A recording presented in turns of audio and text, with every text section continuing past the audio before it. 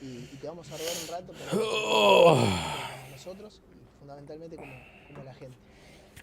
Quiero arrancar por la Copa América.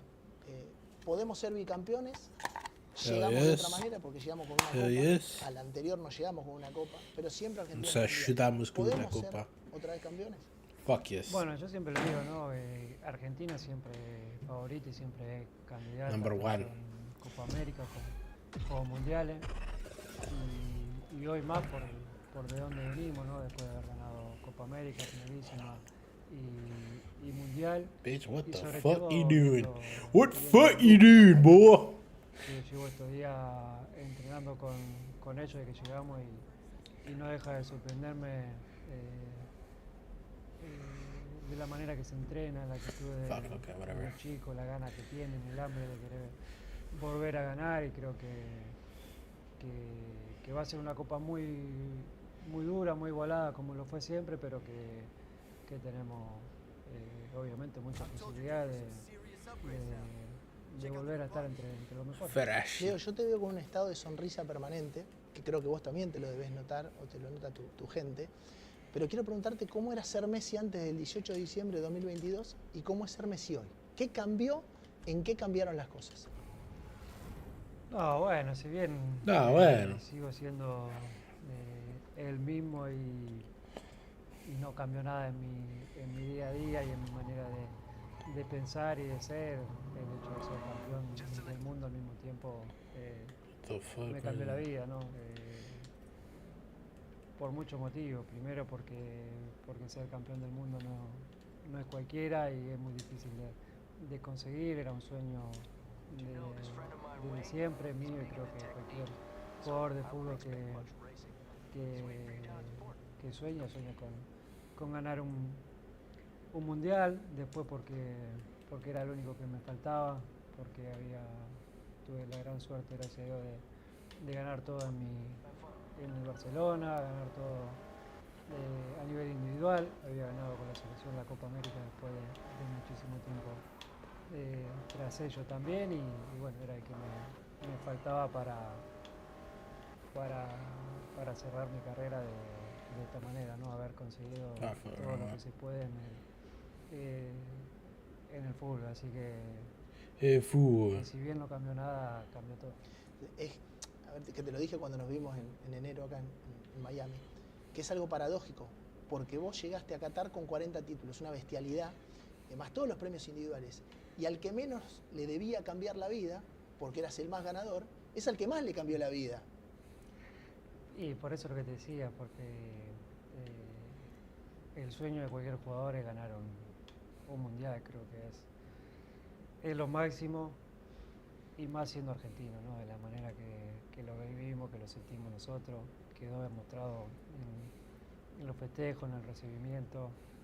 Yo esperaba que iba a ser una locura, pero sobrepasó todo lo que imaginaba, el hecho de haber sido campeón del mundo y festejarlo como festejábamos, la alegría que le dieron a todo el país no tiene explicación. Por eso fue tan especial. ¿Es el momento más feliz de tu vida? Sí. Y en lo deportivo, creo que sí, ¿no? Por todo esto lo que venimos hablando. Y también porque, más que nada, porque era el que me faltaba, ¿no? Y tuve la suerte de vivir momentos maravillosos, porque en Barcelona gané Champions, gané el Mundial de Clubes, gané Liga, gané todo, pero bueno, ganar con la selección creo que, repito, por cómo somos nosotros, lo hace mucho más especial. Leo, ¿por qué no volviste a ver la final? Porque no sé, en realidad no me gusta verme, no me gustan los partidos, no me gusta revivir los momentos. Shit, what the fuck? Con Where'd I have to go? En ese día. Sí que vi muchas repeticiones, pero no los 90 minutos más la prórroga como partido entero y bueno, ni la final ni finales que he jugado con el Barcelona en Champions, ni otras muchas finales que gané, que perdí, no volví a revivir ninguno. Leo, ¿sabés qué? Me acordaba de que cuando uno te ve caminar, vos tenés una visión panorámica. Por ahí vos ves a 100 metros a alguien que te va a pedir una foto, ves a 200 metros a alguien que te está esperando para firmar una camiseta, y viste a Molina entre miles de camisetas naranjas, o sea, ves todo. Y la jugada final del minuto 123, que termina tapando Dibu, se ve una pelota que pasa a los centrales, se ve a Colomboani que va a disparar, se ven los franceses festejando y vos estás en el círculo central así, como queriendo ver. Sé que no lo viste muy bien, pero algo viste. ¿Qué? No, vi que eso, que quedaba la pelota ahí, que se iba mano a mano con el Dibu, pero tampoco sentí en ese momento que era tan clara como lo fue. Pensé que sí, que era una oportunidad para ellos, pero no tan importante como lo que fue. Me agarra lejos, me agarra entre medio muchos jugadores y no lo veo claro. Y como dije, no lo sufrí tanto en el momento como realmente fue y lo vivieron todos. Hoy si la ves, decís que no entre. Sí, es que si no sabés qué pasó lo que pasó, es muy difícil pensar de que no va a ser bueno. ¿Dibu es el mejor arquero del mundo? Para mí sí, ¿no? Creo que si no es el mejor del mundo, está entre los mejores sin duda, y lo viene demostrando en la selección y en su club. Creo que hoy en su club es una pieza fundamental para el equipo. Consiguió, creo que el objetivo que tenía en su club era entrar a Champions y no tengo duda que gran parte del mérito es gracias a él. Después del 2-2 hay una jugada que grafica tu carrera en la selección. Es un poco un mensaje de vida, ¿no? No sé si vos la viste, pero cuando hace el gol Francia, el segundo impensado, vos te derrumbás y antes de que tus rodillas caigan al piso, saltas como diciendo, esta vez no, yo puedo. ¿Sabés de qué jugada te hablo y por qué lo hiciste? Salió así sin pensarlo ni pensar nada, se vio que hice eso, pero más que nada era un lamento mío porque había perdido yo la pelota, si bien era lejos, cerca del banco de ellos, era una lamentación por la pelota perdida más que por el gol que no habían hecho, pero nunca dudé, tenía tanta confianza, el grupo estaba tan bien que nunca pasaron pensamientos negativos en ese momento. Para mí fue un baile en esos 70 minutos, una sandunga total. El otro día Scaloni dijo que para él no fue tanto. ¿Vos sentiste que fue un baile? Lo que sentí yo en ese momento sí, sobre todo hasta el gol de ellos, creo que estábamos manejando bien la pelota, que nosotros teníamos el control del partido, que no pasaba nada y que estábamos manejando bien el momento. El gol de ellos fue una circunstancia de otro partido por cómo se dio la jugada, porque no había, o parecía que no había peligro tampoco, y termina en el penal. Pero por lo que yo recuerdo dentro de la cancha, ya te digo, no lo volví a ver ni repasar, nosotros nos sentíamos que éramos muy superiores. Vamos a un túnel del tiempo, la vigilia de lo que fue la mejor noche de tu vida deportiva. En la noche, dormiste, estabas tranquilo, hay que tomar algo para dormir. ¿Con quién hablaste? No, igual que todas las noches.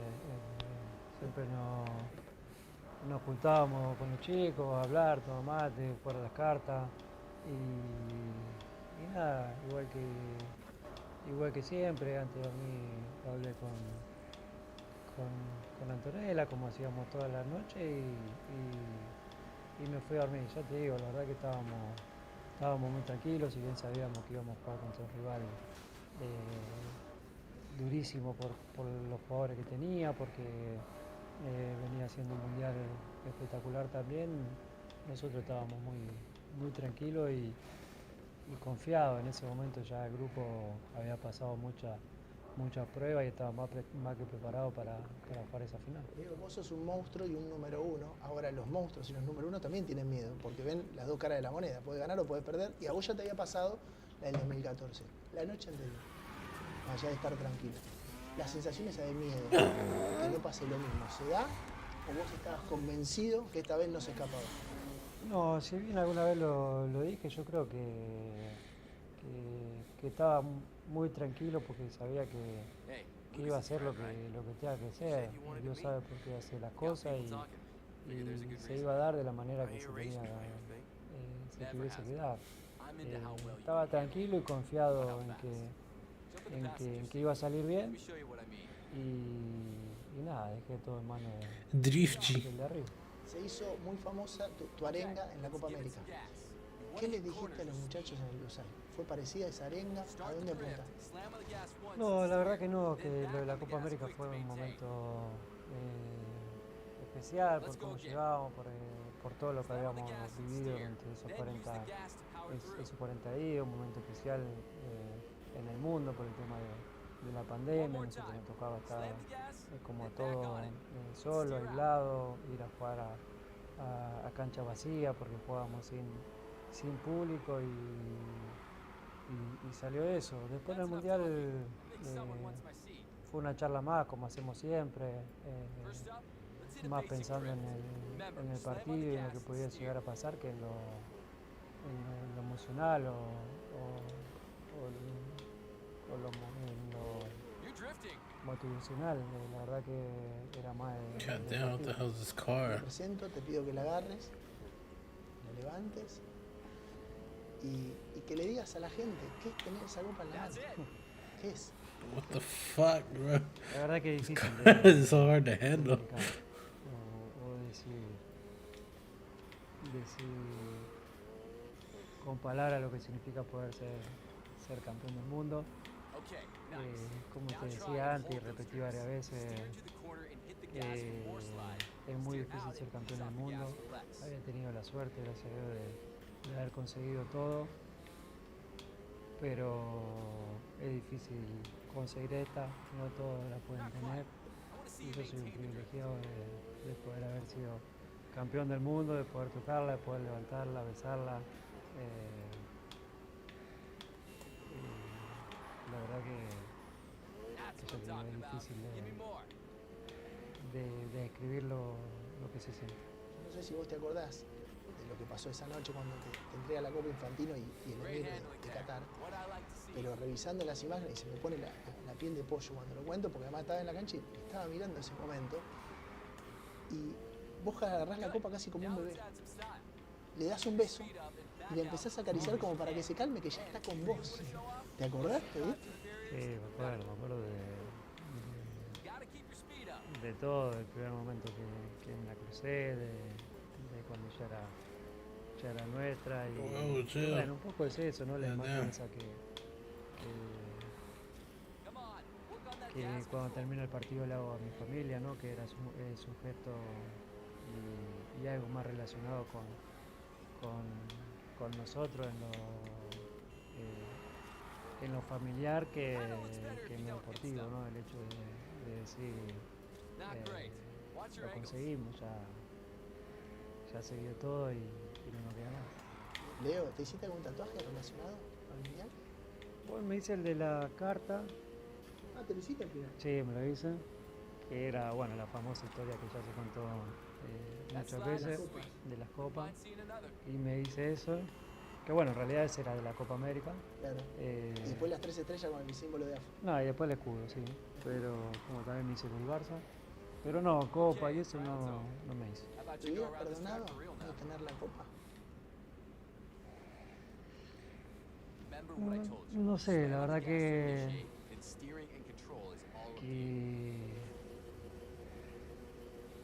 es difícil poder decirlo, ¿no? Pero la verdad que me hizo dolido muchísimo porque pensé mucho el partido de 2014, el haber perdido la final, en lo cerquita que estuvimos, en no haberla podido conseguir y me golpeé mucho durante muchos años pensando en no haberla conseguido y perder 2 finales del mundo por ahí obviamente hubiese convivido con eso, mucho menos, ¿no? God damn it. Pero hubiera sido una espina muy grande terminar mi carrera sin poder conseguir la maestría. Le puedo dar un beso y ya la podemos apoyar y seguimos. Porque quiero llevarte a tu infancia. Tu mamá y tu familia son muy creyentes. Y de hecho, María Sol tiene su primer nombre por la Virgen María, porque tu mamá es muy creyente y van siempre a una iglesia. Cosa que cuando levantaste la Copa del Mundo, me escribieron muchísimas personas, por supuesto emocionadas, y muchas otras recordando aquella promesa de noviembre de 2018. Si ganamos el Mundial, vamos caminando a San Nicolás, o de Arroyo Seco o de Rosario. La tenemos que cumplir. La vamos a cumplir en algún momento. Bueno, sí, lo tenemos que cumplir, obviamente las promesas se cumplen. Va a ser difícil, la verdad, por mucho motivo. ¿No? Sí. El silencio. Sí. Pero Mirá que si no lo pagan las generaciones que vienen. pero sí hay que cumplirla. Y nada, sí, yo te lo dije, la verdad que no sé por qué, pero bueno, Dios sabe, ¿no? Dios sabe todo y yo sentía de que él quería que yo sea campeón del mundo y en algún momento se iba a dar. Por momentos pensé que se me había escapado la oportunidad en 2014, que era ese y que tenía que ser así. Pero bueno, me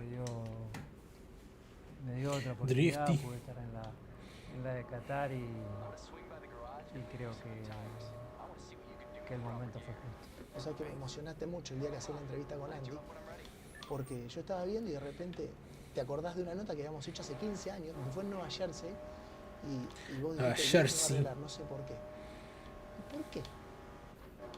No sé, ¿Qué sobrenatural? Te lo dijo, ¿qué fue en el sueño? no sé, lo sentía y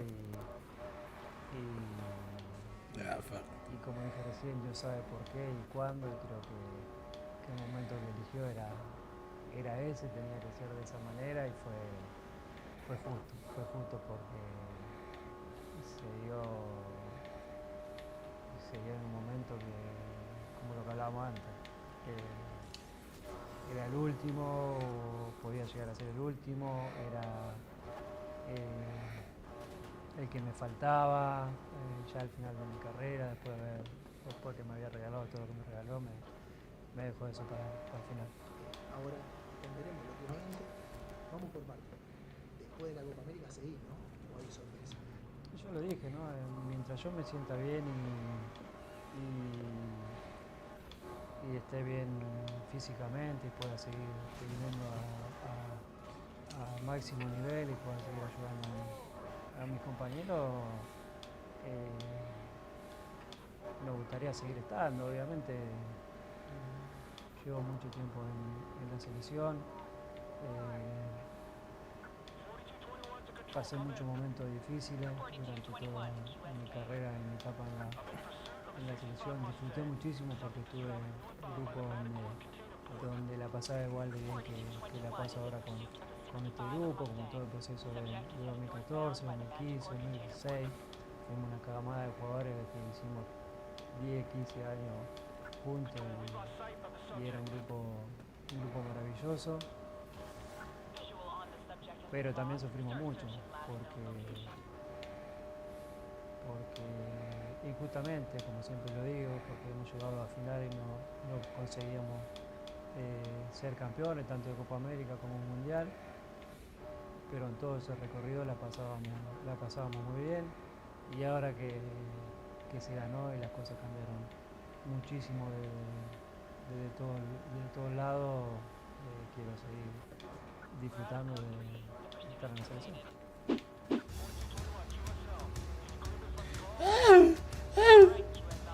Don't get me copyrighted.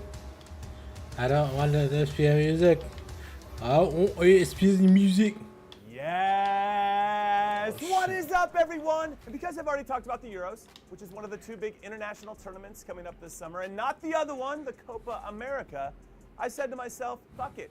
let's do another preview. So let's talk about the longest running continental competition in the world and the biggest in South America by telling you that first, it's actually not gonna be in South America this time around. It's gonna be held in the United States. And do you wanna know why? Money, money, money, money, money, money, money, money, money. So now that we understand the real motivation behind this competition, which, whatever, I'm fine with it, make your money. I'm just glad the US can get some meaningful games in before the 2026 World Cup, since we really won't otherwise due to us automatically qualifying as the host. But we can talk about that massive event once it gets closer. Right now, let's dig into the details of Copa America. This tournament, which is now 108 years old, will have 16 teams, 10 from each of the South American nations, and 6 from North America, who all had to qualify for the 2023-24 CONCACAF Nations League.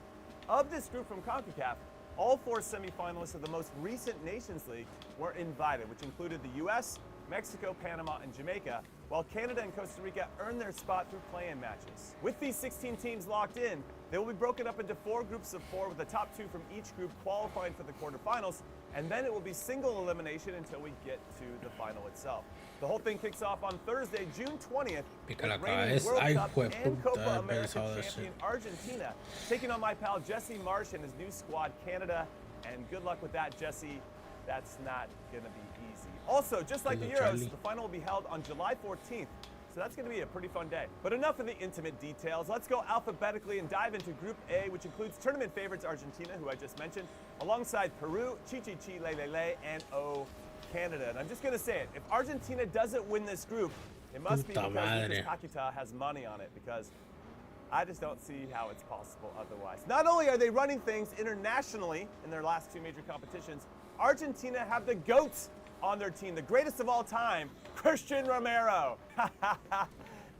Talking about the GOAT and getting yellow cards. That guy rules. But speaking of the real GOAT, let's take a moment to discuss the great Leo Messi. And despite him being a little more injured than usual as he ages and navigates the high seas of MLS with Inter Miami, he's still easily the most important player on the team. And fun fact, whenever he plays his first game of this tournament, he'll break the record for most Copa America appearances of all time with 35. Also, fun fact times 2, you know who he played against in his first ever Copa America game, who inspired him to go on and have a great career because of this epic tackle?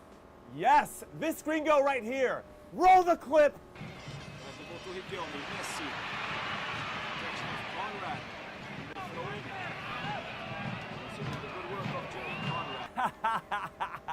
That never gets old, and thankfully he didn't score in that game. But if he scores 5 goals throughout this tournament this time around, he'll have the most ever Copa America goals, which is a record that has stood since 1953. Also, another fun fact, because I'm full of fun facts today. Did you know that Pelé and Diego Maradona never won a Copa America?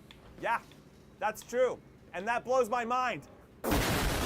And now let's talk about a team that beat Argentina in the Copa America final in back-to-back years, Chi-Chi-Chi, Lele, because I was at both of those finals that they won. The first in Santiago in 2015, and the second in New York in 2016. So I consider myself a bit of a good luck charm for La Roja. However, I'm not sure even my mere presence, nor the hiring of one of the most experienced head coaches in South American football, Ricardo Gareca, who helped Peru do incredible things in this tournament by overachieving with a runner-up finish in 2019, 3rd place in 2015, and 4th place in 2021, can help Chile work through the transition from their golden generation of Arturo Vidal, Alexis Sanchez, Claudio Bravo, and Gary Medel, who, by the way, are all on this squad, and they're also all over the age of 35. What is this, TST? Those guys should play in that tournament next year. So I don't know, this tournament might be too big of an ask for the Chileans, especially because they have struggled recently in World Cup qualifying, where they currently sit in 8th, only ahead of Bolivia and Peru. And speaking of Peru, they hired a 71-year-old back in December, Jorge Fossati, after getting off to a terrible start in World Cup qualifying, where they have scored just 1 goal in their 6 games. They have 0 wins, and they sit at the very bottom of the table. And then you add in the fact that Fossati has had very little time. That was only at 5 speeds. What the fuck? Peru's opening game against Chile in Arlington, Texas on June 21st will only be his 5th game in charge, and I'm not too hopeful about their chances. Which leaves us with Canada, who are now led by my former Call It What You Want podcast host, Jesse Marsh, who's in his first coaching role since being sacked by Leeds. And it's a big one. Not only to continue to build on what Canada achieved in 2022 after qualifying for their first World Cup in 36 years, but also in making sure that they don't squander this golden generation that they find themselves in with Alphonso Davies, Jonathan David, and Tajon Buchanan in particular. Their first test under Jesse against the Netherlands in a recent friendly started off well. I thought they looked pretty good for about 35 minutes before they got outclassed at the end to lose 4-0. But in their next friendly against France a few days later, I was really impressed with the reaction to that loss and in how much more organized and determined they looked as they earned a well-fought 0-0 draw against one of the world's best teams. So, some questions. One, can they replicate that in their first game against Argentina, or at least their performance against France? And can they take the initiative when they play someone more at their level or maybe even below their level like a Peru or Chile? I say yes, yes, yes, they can. Duh. You like that? You like that? It's pretty good. So I have them finishing in second behind Argentina, which means they will have a date with the winners of Group B in the quarterfinals. The issue is, I don't know who that's going to be because in Group B, which features Mexico, Ecuador, Jamaica, and Venezuela, it really feels like the most wide open of the groups because I'm not sure which version of any of these teams is going to show up. All of them can be good in moments, and there's recent evidence that they can hold their own against the best of the best, but which one of them is going to be good consistently? That's the trick. Like, let's take Venezuela, who are the only team from South America to never qualify for a World Cup. But after a solid start to the 2026 World Cup qualifying campaign, including a first ever point away to Brazil and home victories over Paraguay 1-0 and Chile 3-0, they're currently in fourth in the table, so hopes are starting to rise about what they might be capable of. But like Canada, I have some questions. Can Venezuela take their second best defense in World Cup qualifying and make that translate in a tournament format in Copa America? Can the red-hot Salomon Rondon, fresh off of scoring a brace in the final to help Pachuca win the CONCACAF Champions Cup, continue his good form? And I only ask these questions because their Argentine coach, Fernando Batista, is going to need his players making plays consistently. A key word for me throughout this video, and on both sides of the ball. They can't just do it on one side of the ball, and they're going to need it. And they're going to have to replicate that over and over if they want to match their semifinal run back in 2011, their best ever finish. Will they? Can they? Or will it be the Reggae Boys of Jamaica, who, if you listen to the bookies, are the third least likely to win this tournament with huge, huge odds. In fact, if you bet $100 on Jamaica to capture this trophy, you would win 15 grand. But please consider this before you put any money on them.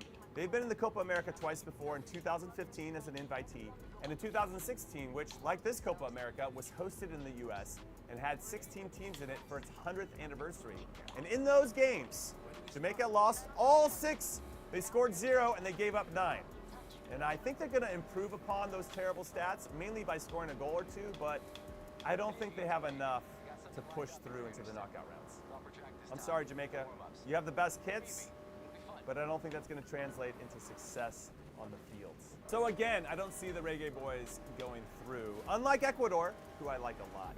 They have a young squad with an exciting core group of young stars who played at the 2022 World Cup, including defensive midfielder Moises Caicedo, who plays at Chelsea, defenders Piero Hincapié, who plays for Bayer Leverkusen. They were obviously magnificent last season, and Pervis Estupiñán, who plays at Brighton, plus 23-year-old forward Gonzalo Plata, who has 6 goals and 37 caps. Now, obviously, qualifying for the 2026 World Cup is the main goal of their coach, Felix Sanchez, as La Tri sit 5th out of the 10 teams after 6 games with 3 wins, 2 draws, and 1 loss. But here's a telling stat. Ecuador has posted shutouts in their last 3 World Cup qualifiers, which is a great sign of their organization as a group because being tough to break down is a hallmark of any good team. However, they've only scored 5 goals in these 6 games, which is the lowest of any team currently in one of the top 6 qualifying spots, which is not a great sign. So I have them getting out of this group because I think their talent is undeniable overall. But after that, it's so hard to say. Maybe a favorable matchup in the quarterfinals puts them into a semifinal, which has only happened twice in their history, in 1959 and 1993. But I can't see them getting any farther than that. Kind of like the last team in this group, Mexico, who, and I don't think this is a hot take by any stretch of the imagination, are not the same Mexico as before. So my biggest question about this group is, who is their guy that they can lean on when things aren't going well? Or who is their guy that they can see step up and make a big play or score a big goal when the team needs it? Who's going to put the team on their back? Where's their current Cuauhtemoc Blanco or Hugo Sanchez or Rafa Marquez or Claudio Suarez, Andres Guardado, Jared Borghetti, Chicharito? Who are their leaders in their most recent friendlies? They lost 4-0 to Uruguay and were down 2-0 to Brazil's B team before storming back to make it 2-2 to get everyone excited, only to then give up a goal in injury time to lose 3-2 and break everyone's hearts, which again is a sign of a lack of leadership for me. The best teams know how to manage games. If you give up one goal, how do you not let that turn into 2 or 3 or 4? If you come back from 2 goals down like they just did, how do you see the game out and get that to a 2-2 draw, you know? I think and I feel and I believe, si se puede, that Mexico will get out of the group alongside Ecuador. But after that, I'm not sure they have what it takes to do anything else but just to get out of the group. So now let's pivot to Group C, which includes my United States of America, and I pledge allegiance to the flag of Conradinho. Bolivia is also in this group, Panama too, and then last but not least, it's Uruguay.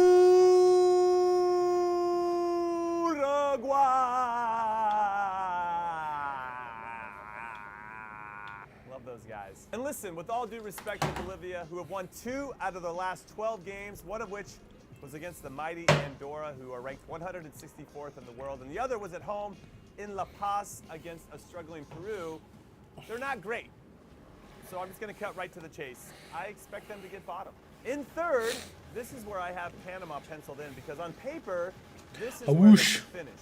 They're not as talented as the U.S. or Uruguay, but they're well coached, they're organized, and you can tell that they believe in and trust each other, which can go a long way. In fact, their manager, Thomas Christensen, recently said this: it's difficult because individually we are not better than a lot of teams, but collectively, if each player understands their role and their importance and responsibilities to the team, we can compete. And I love this mentality. However, I was pretty disappointed by their performance in the Nations League semifinal, where they lost 3-0 to Mexico, and then followed that up with a 1-0 loss to Jamaica in the third place game. But overall, there is something about them, and maybe it's their lack of fear that I admire in them the most, which I believe makes them very dangerous. But not as dangerous as Uruguay, who under the careful guidance of Jedi Master Marcelo Bielsa are currently in second in South America in World Cup qualifying, having scored 13 goals in their 6 games. That's the most of any team down there. But listen to this run that they're on. It's pretty good. After losing to Ecuador away from home 2-1, and this was after they had the 1-0 lead, which obviously was very disappointing. They came back from a goal down twice to draw with Colombia away from home, then beat Brazil at home 2-0, then went into Argentina and won 2-0, which is the only loss that Messi and his friends have suffered since winning the World Cup. But all of that was at the end of 2023. In 2024, they lost to Ivory Coast 2-1 back in March. Then they drew with Costa Rica 0-0 last week before easily dispatching of Mexico 4-0. And honestly, when I watch them play, they do create a lot of chances, so it's most likely going to come down to Darwin Nunez. He's very good at getting himself in good spots and them getting him the ball. The trick is, can he finish those chances?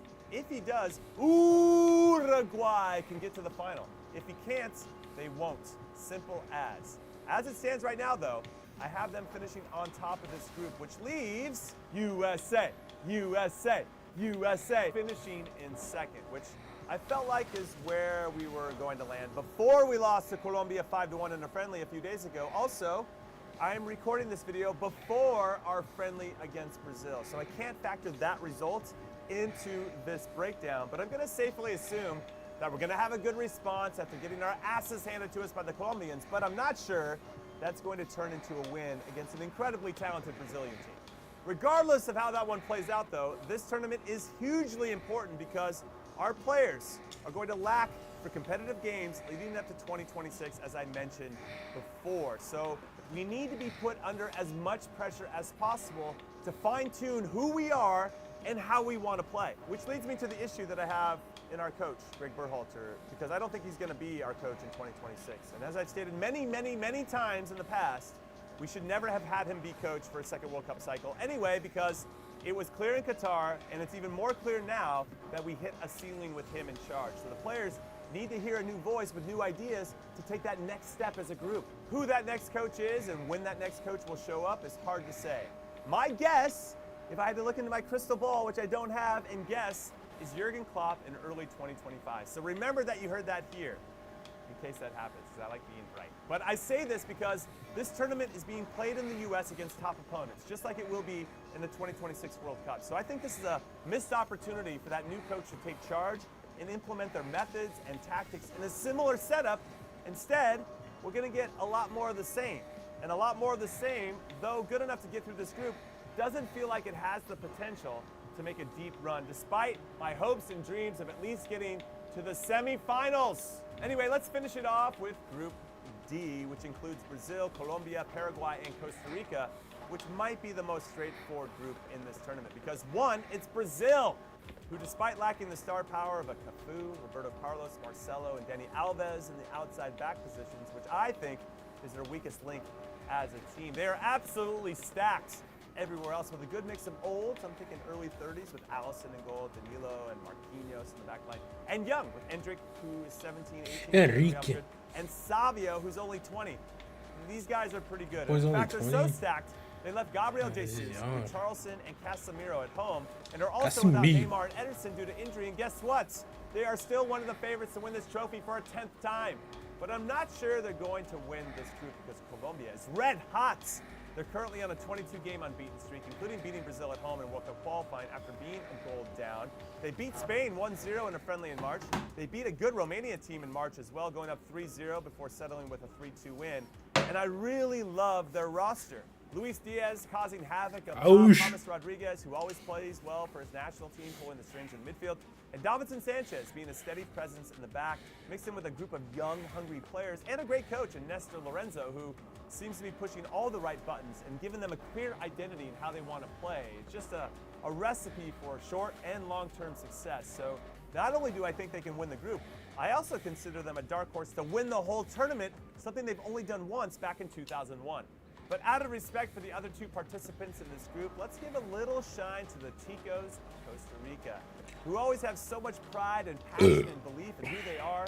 That always gives them, at least in my humble perspective, a chance in every single game. A good example is the 2022 World Cup when they were in the group of death and they lost 7-0 to Spain to start the tournament. Everybody thought they were going to get walked over the rest of the way.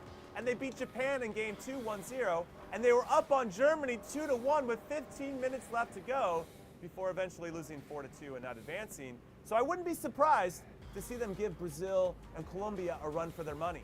And the same with Paraguay. I think they're going to give these teams a run for their money as well, but it's going to be less run and gun like the Ticos and more 0-0-esque. I think that's more in the yugioh style. And I say this because in their 6 World Cup qualifying games so far, they've scored 1, which is mierda. They know that. But they've only given up 3, so they clearly have things ironed out on the defensive side of the ball. It's just what they do with the ball when they win it. Can they hurt other teams in transition? And I feel like they should because they have some pacey players who are good in 1v1 situations like Newcastle. What the fuck is this thing? In particular. So I do have some questions of both Paraguay and Costa Rica. I just don't know if they're going to have enough answers to overcome the likes of Brazil and Colombia. So yeah, that's What the it. fuck is That this is shit? all I got. Those are my picks to get out of the group stages of the Copa America. What are yours? After you hit like and subscribe, let me know your 2 top picks. And once the knockout rounds begin, we can react to our choices, and then we can preview what's ahead. That should be a lot of fun. And 2 more things for you, actually. One, if you want more in-depth coverage of the U.S. men's national team, especially from me, then go find the Call It What You Want podcast that I do with Charlie Davies, Brian McBride, and Tony Miola.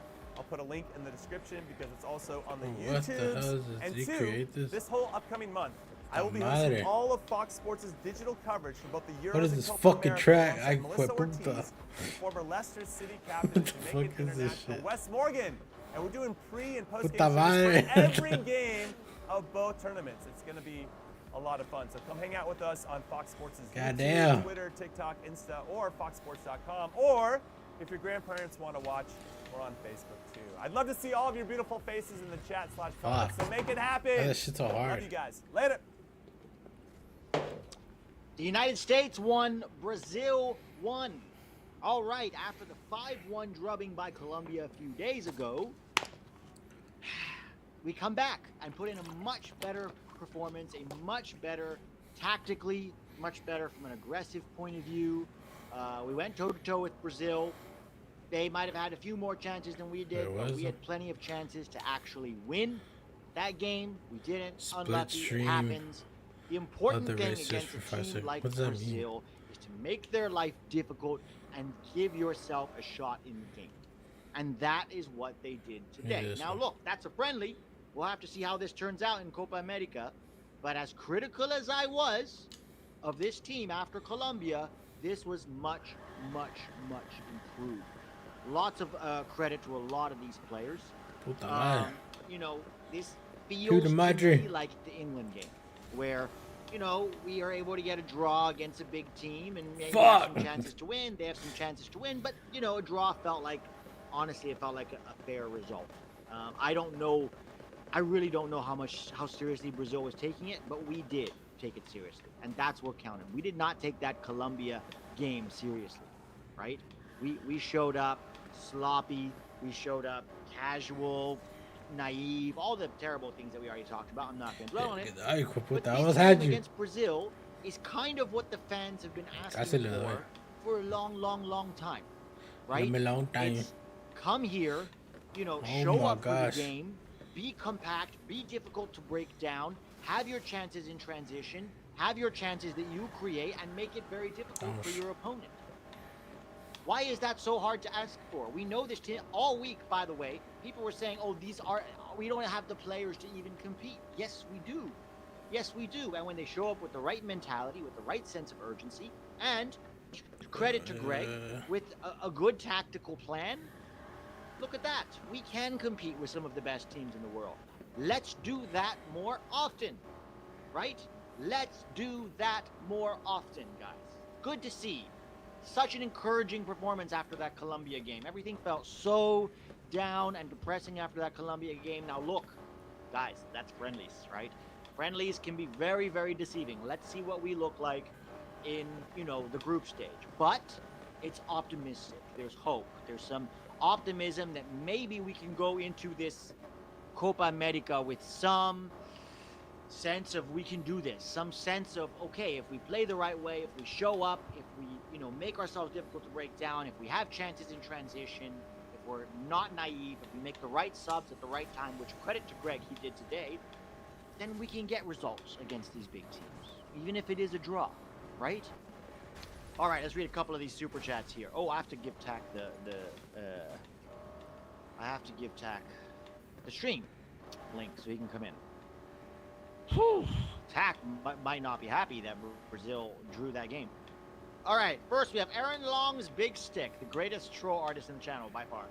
Moore shut Vini down for a whole 6 minutes. Would have won with Ferreira. Exactly. Nice Lil G rules. No, I do not like Triple G still. My opinion of Triple G is based on 5 years of data, not one game. But credit to him today. Jesus, Jeff. Kevin Paul, Triple G contract extension incoming. No, he still has to perform in Copa America, right? This is it's a good marker of like, okay, this is how we can and should play. I was just saying, Tack, I've been told all week that we don't have the players to compete with these big teams at all. That we should just accept that we're going to get thrashed by your Colombias and your Brazil. And I didn't believe that. And today we showed that with the right mentality and the right tactical plan, right, and the right ability to make your life difficult and have our own chances in transition, we can compete with these teams, right? We can at least give them a game that makes it difficult for them. We made it difficult for Brazil. Of course, they had plenty of chances. They could have easily won this game, let's be honest. But I think we did almost everything we could have done. A few complaints here and there, but for the most part, I thought we did what we could have done to make their lives difficult. And it shows that that is the standard that we can expect from this team on a consistent basis. What are your initial thoughts? Yeah, I think when you look at the performances against Colombia and the performances against Brazil, they're both kind of atypical from the Greg Berhalter U.S. men's national team, from both ends. We're usually not that bad, like the Colombia one, that was worse than the normal Berhalter performances, and we're usually not this good. What happened today was Berhalter got it right for the most part, and the mistakes he made in the beginning of the game, we don't know if it was the players or him. I'm going to assume he made the adjustments because the players, we never seen the players rebel against him, so I'm going to assume Berhalter was like, okay, why don't we stop playing out of the back? It's not working. Turner go long, and also the mindset of the team, whether it was Berhalter, whether it was the players, it doesn't matter. It's a team sport, so all of them got it done. And when we have the right mentality, the right approach against the opponent, we can compete with these teams. Now, sure, if we play Brazil 10 times, they're going to win more than we are. But we just showed this game. We had a couple moments, Pulisic, Brendan Aronson late in the game, where that's what we were talking about. You need to put yourself in a position that one lucky play, you score, and then you get a win all of a sudden. Look, I don't think anyone's as critical of the national team as we are. Just being, at least like in terms of like YouTube. And we're not even that media. critical. Yeah, to be honest. but more than like the average like pundit and everything. But today, when we do the ratings and we talk about specifics, there's been plenty of positives from the players. Some encouraging performances that we're going to talk about how that can translate to the Copa America. And I did like what I saw from the coaching staff today. Now, the problem with Berhalter is that he's very often Dr. Jekyll, Mr. Hyde. Right? He'll go on and like disaster class against Colombia. Then he ties Brazil today, and then 10 days from now, not even 10, 8 days, he ties Bolivia. Something like that. That can very much happen under Berhalter. That is my concern. So the overall thought, that the point I'm trying to make is these friendlies, it swung both ways. It was like a disaster and really good. So I don't know what to think for the Copa America, but going by the last game, big positive. The potential for this team to be great is there. I think that's what today showed. The potential for them to be great is there. If they show up like this every game, we will win more often than we won't, even against teams outside, North America, outside CONCACAF, right? Kevin Paul says Triple G contract extension incoming. No, I hope not. God, Copa America is where he will be judged. Hopefully, right? He can't get away with bare minimum in Copa America, because if he gets out of that group and loses to Colombia or Brazil in terrible fashion, or even in any fashion, it's time to go home, Greg. He needs to do something in there. But for now, okay, encouraging. Turner, much better. Pulley has to finish. Let's face it, the team looked great. Lots of chances. I don't know if I would say lots of chances, but we created a few. The pot shots from distance were nice, but I wouldn't call that a good chance. If the goalkeeper can catch your shot, it's not a good chance. Odd take, but could Colombia be better than Brazil right now? That one's for you, Zach. What do you think? I don't know. To each game's a different story. It's how teams like match with each other. Like I talked about this before, like how I think Canada can match up with some teams from Group B very well, and they're not necessarily better. I think they match up very well with Ecuador. Doesn't mean they're better. I think if I did a predictions video and I'm doing another one, and just a spoiler alert, I have Colombia going very deep. Because this is also, look at it this way, I don't think Colombia is better than Brazil. They're definitely not better on paper. But the difference is, at these short tournaments, like Copa America, World Cup, form plays a massive role, because there's not many games. And no one's beating Colombia. They haven't lost since Argentina in 2022. The same Argentina that a couple months later won the World Cup.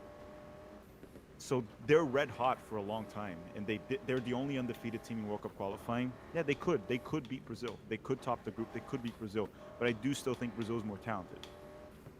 Yeah, I think actually they're more cohesive right now, Colombia. Like the way that they're playing seems a lot more cohesive. To me, Brazil felt like they were playing that at 70% speed. That's my honest analysis. I don't know if that you see them play like that every single time. I thought there was a real lack of urgency from Brazil today, and maybe because it's a friendly in America. Their fans are not really the fans that put pressure. They're like exhibition fans. You know what I mean? I don't know. But that did not seem like a very threatening Brazil. My concern was at any point Brazil could turn it on. 1, 2, 3, bam, and then you're finished. And to credit them, they still had their chances, even at that speed. It seemed like Brazil was relying, just kind of like put Vinicius, Rafinha, Savio in isolation and just like, hey, do something. That's more what Brazil seemed to be thriving for. It's one of those that if you get everyone in form in one game and they're red hot, that they'll score a bunch of goals. I've said this for a long time. Brazilian coaches are really bad. They're really bad. But why do they keep hiring them then? Well, they tried to get Ancelotti and they didn't do it, so they got Dorival Jr. out of desperation because the clock was ticking. The Brazilian coaches are not good. Most of the coaches in South America for the national teams are from Argentina. And then after that, I think it's Uruguay.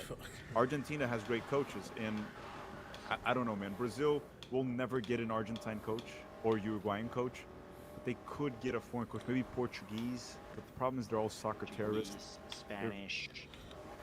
Yeah, they need. Would they ever let Zidane coach them after he scored on them twice in a World Cup final? Yeah, and he also was the man of the match in 2006. Yeah, Even though that's true. he assisted Henri. Yeah. Um, I don't know, man. Brazil has a coaching problem for sure, but at the same time, yeah, it is what it is. They're gonna go with Dorival in this one. The thing again with Brazil is like this is a short tournament, and we've seen Brazil win Copa America just because if these guys catch fire in a game, we saw it today. What I Yeah. don't understand about Brazil is Vinicius. He sucks for the national team. He wasn't terrible today, but this is not the same level we see in Real Madrid. No, It's not the no. same level. No. All right. The fact that we could have won twice and largely confined them to long-range efforts was encouraging. I still want this soccer terrorist gone. Yeah, we all do. This, to me, I give credit to Greg for his flowers today. But like I said earlier, my opinion on Greg is based on 5 years of data, not one game. Right? We all want him gone, but credit to him today. The amoeba attack. It's not the amoeba attack. It was the amoeba attack. Were they all in the same like 20-yard box moving together, like waddling toward the ball? This is how you play against top 10 teams in the world. We had chances to win and limited our mistakes. Thank you, Mac Ryan. Shows how naive we were against Colombia. I wonder if the pressure got to Greg after Colombia. Because typically in the past, Greg would get embarrassed. It doesn't matter. He would come out and do the exact same thing. But he did something completely different, right? We saw a very different setup, and we'll talk about what exactly happened tactically. But do you think the pressure got to him? To Greg? Yeah. I mean, I'm sure the pressure got to him in one way, shape, or form. I saw different mentality from the players in general. They were probably embarrassed. This was a different Pulisic today. It's not just the coach. So I think the pressure got to all of them. These guys can say whatever they want. They look into social media. They see the reaction of pundits and fans, and they see that. And ever since they lost to Colombia, they've all been clowned. So and to their credit, it could have made them crumble, and they did the opposite. They bounced back with a very good performance. Regardless of us talking about Brazil not playing not playing at their best or not the highest level, and maybe not caring about the game as much, it doesn't matter. These are still super talented players, and the U.S. they went toe-to-toe with Brazil for the most part. Brazil was better, yes, they were better, as you would expect. But it was still 1-1 at the end. And to be fair, yes, Turner was probably the man of the match, Matt Turner, but Allison made some good saves too. Yeah, he did. Yeah, he did. Specifically against Pulisic and Aronson in the second half. Those were short. See, those were good chances. To me, I mean, the long shots are nice. Take a long shot if you have a chance. But I wouldn't put that down as a good chance. But Pulisic and Aronson in the second half, those are good chances. Honestly, both of them should have probably scored. But yeah, credit to Alisson. He saved both of them very nicely. Let's fucking go. Kind of sad we didn't win. Go USA. Thank you, President Chip. San Hoagland, no question, but thank you. Man of the match is the Great Wall. Great Wall of Scally. Yeah, Scally has been, for me, probably in the overall of 2 games, Scally has been our best player. And to be honest, he's the one I had the most doubts about going into this tournament. So credit to him, and I'm going to talk a little bit about Scally. BJ was in charge today. For all we know, he might have been. For all we know, he might have been. Cubanomaker, Joe Scally is a brick wall. Agreed. Not only did they compete, but they had a legitimate chance to win it. That is the effing team I want to see. I am still hyped over here. See, that's what's so frustrating. We could see this team all the time. This is the benchmark for what we should expect when you wear this jersey and you put on this logo or whatever it's crest and get out there, and that's what we want to see from Team USA. Go for it. Make their lives as difficult as you can. Urgency, hunger, desire, aggression, while also being tactically smart, which they were. This is what we should expect. The Guys podcast. To be fair, we could have won this game if our finishing was better. Sure. I mean, look, to me, if Brazil had won 2-1 or we won 2-1 or it stayed 1-1, it's nice. But it's the performance that I look at and go, that gives me hope for what this team could maybe do in Copa America if we can get it right. Oh, there's Sam's. Impressed with the countering with tired legs late. Yeah, no, we still kept at it, right? I Stungun. Oh, boy. Do you think Jason Christ is a good replacement for Triple G, like Tack said? I have known Tack for 4 years, and I promise you, there is no universe in which Tack wants Jason Christ. Imagine though, if they asked you, they were like, "We'll get rid of Berhalter, but you have to have Jason Kreis instead." I think I'd still say no. I'd be like, I "No." think I would keep Berhalter in that case. Yeah, I'll keep Berhalter. Yeah, if it's I thought Jason, Ream- there's not that many coaches that we would pick over Berhalter, that we would pick Berhalter over, but Jason Kreis is one of them. We would pick Berhalter. Jeff Carey says his groin feels great. I thought Ream played very well. Yeah, he did. I mean, look, Ream can get caught out for speed, and that, especially against Endrick, that one, I was so worried about that one. But that's not really. We know Ream is slow. That's the one concern about playing that high of a line, even in the mid block. It's such a compressed mid block that your line is almost as high as if you were playing a high press, and that's something that concerns me because they didn't fully exploit it today, but they could have, and another good team might exploit that. So maybe that'll be something to talk about later. Jack Power. You guys were so off. Triple G is a genius tactician who plays 4D chess. What he was doing, Tac, was he was trying to lull Brazil. He lost 5-1 to Colombia on purpose to lull Brazil into a false sense of security and then take advantage of their sluggishness. This team will undoubtedly win Copa America, says Jack Bauer. Jack, if we win Copa America, I will send Jeff Carey to you to give you your own massage. Okay? Well, from what I saw in these two games, it became crystal clear to me that we will get knocked down in the quarterfinals. That's what I got out of these two games. Yeah, probably. Yeah. Probably, and that's the sad part. But Yes, let us be exactly. happy today. Let us. Yeah, be yeah, happy. sure. Sorry about that, everyone. Sorry Let's about enjoy that. this today, and then we'll face that when it comes. We need to stay consistent. Otherwise, this result means nothing. We should be excited, but also realize it could go south again. Yeah, we could go tie with Bolivia in the opening game also, right? This is still Triple G. We don't know. The guy is wildly inconsistent. I mean, he's consistently poor. So this feels more like an outlier than a Triple G like expectation. For sure. So for sure. Just want to hop in here and remind everyone Mexico lost to Brazil's B team bumps. This That is is true. true. I said to Dak, of course you play your B team against the easier team and you play your A team against the harder team. So they lost to the B team. We drew with the A team. Tack, more proud of USA or embarrassed by Brazil? I don't think there was anything embarrassing by Brazil. I don't think it was embarrassing. I don't. Here's the thing. Some Brazilians might be embarrassed by it, but I know this U.S. national team can compete with the best teams in the world. I don't think we can beat them by any means unless we, get everything to work in that specific day. But with the players the U.S. has, I don't think it's embarrassing for anyone to tie the United States, in my opinion, if we play well, like we did today. So I don't think there's nothing for Brazil to be embarrassed of, in my opinion. And I do think the Americans, we should be proud of how the U.S. men's national team played. We played against a better opponent, and we saw that on the field. Brazil was better on the ball. The team clearly was more talented, but the Americans found a way to do it. I think the Americans should be proud, but there's really nothing for the Brazilians to be embarrassed of, even though they probably are. I'm going to just say I don't think Brazil took that game too. I don't think they take friendlies that seriously. That's my personal opinion. I've seen Brazil play a lot better than that and with a lot more intensity. That intensity was dialed down. But again, it doesn't matter. We brought the intensity. So we deserve that draw. Shaq Moore, BBL. What's BBL? Stop Vini Jr., truly the GOAT. Shaq Moore, I don't know why you guys... Okay, I don't know what BBL is. Were they putting BBC? What is BBL? I kind of don't want to know. I'm worried it's not something good. But let me just say this. So Shaq Moore got bodied off the ball at one time by Vini Jr. Then Matt Turner had to make a save. They almost scored on that. So and he was on the field for 6 minutes and he gave up one chance.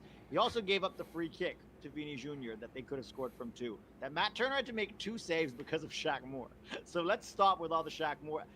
Vini Jr. literally, he barely touched him, and Shaq Moore went flying like a paper mache. And Pete, and that was Shaq Moore played 5 minutes with a gassed Brazilian side in the last 5 minutes.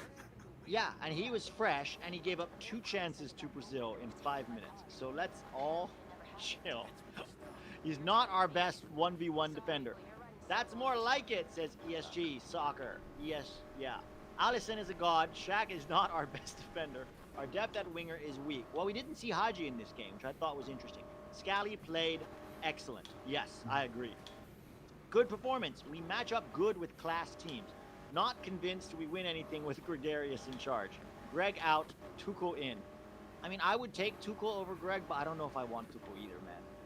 He's going to put Pulisic at wingback. JU says, I would love an Argentine coach for us. Yeah, the right Argentine coach could be good. Triple G's ego just swole 5 times. Amoeba attack for the win. We're never going to hear the end of this amoeba attack now, are we?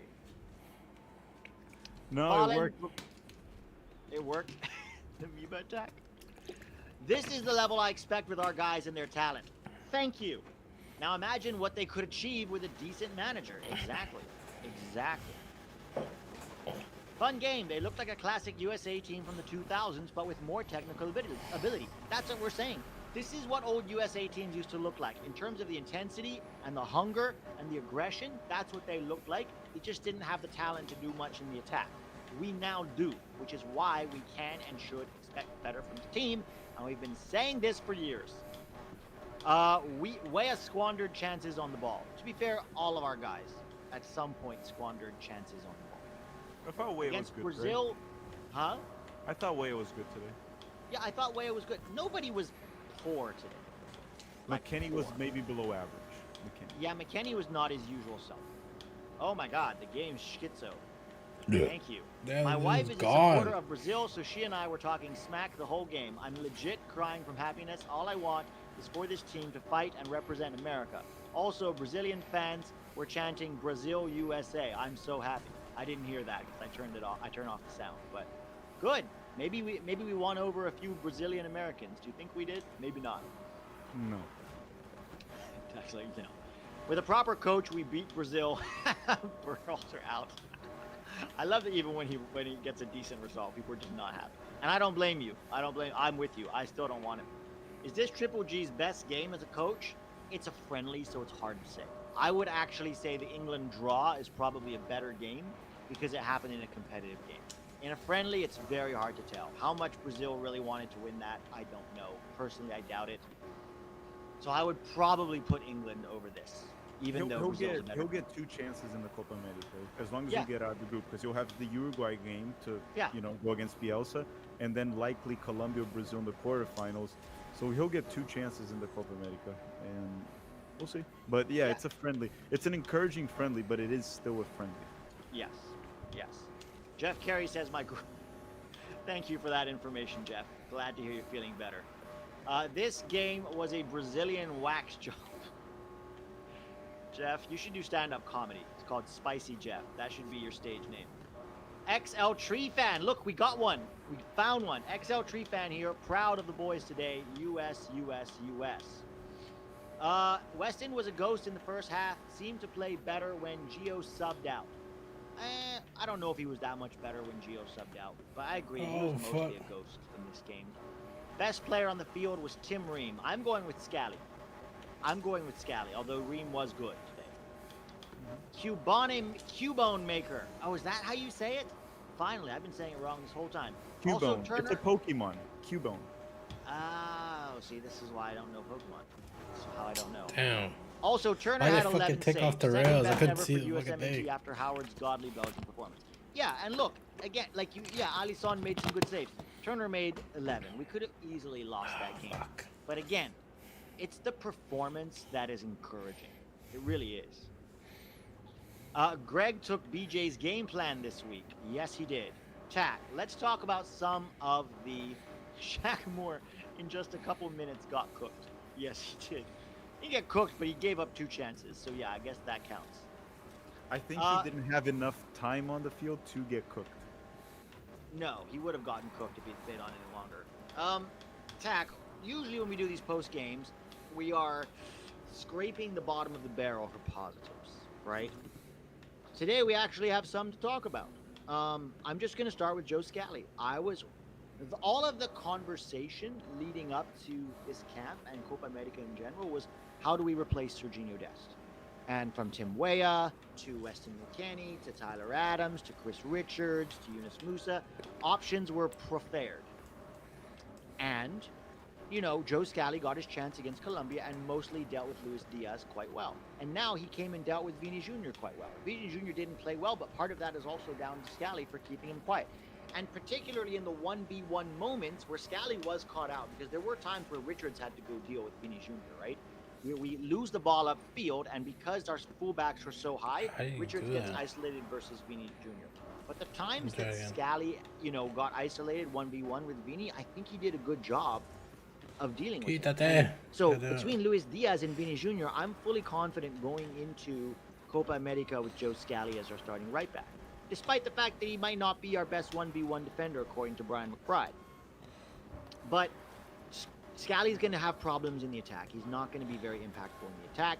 But today, in these two games, defensively, he was solid, and that's really all you can ask for.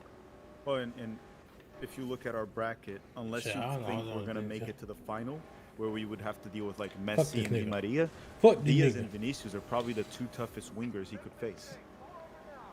And he passed the I'm test. gone, So I'm gone. we were I'm concerned gone. about not having Dest, which I still think we lose a lot in the build out going forward with Dest, but we gained a defender there, and I think Scally has proven that he is the starting right back for this summer. He is. Yeah, the when starting Dest right is back. not fit, I think Scally has shown he can do the job. Do the best things come out of Brazil? The Brazilian butt lift, the Brazilian wax? Jesus. Oh, BBL is Brazilian butt lift. Oh, okay. That's what it is. Got it. Okay. I thought it was big black something or other. Yeah. I was like, wait a minute. What's going on here?